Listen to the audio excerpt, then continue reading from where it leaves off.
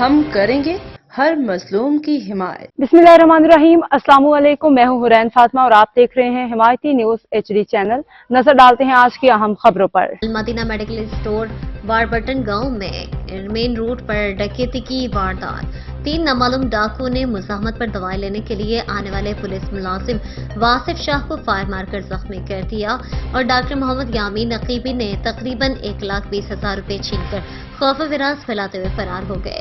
डकैती के बाद शहर में खौफ की फिजा पैदा हो गई। पुलिस ने 3 नामालूम मुलजिमान के खिलाफ FIR दर्ज करके कार्रवाई शुरू कर दी।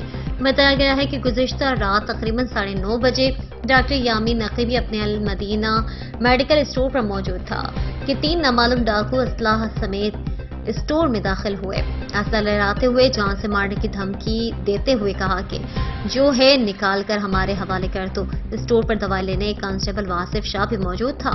इनमें से असला परदार डाकू ने कांस्टेबल वासिफ से बदतमीजी की, जिस पर वासिफ और डाकू में हाथापाई हुई। अब तक के लिए इतना ही। मजीद खबरों और अपडेट्स के लिए देखते रहें हिमायती न्यूज HD चैनल।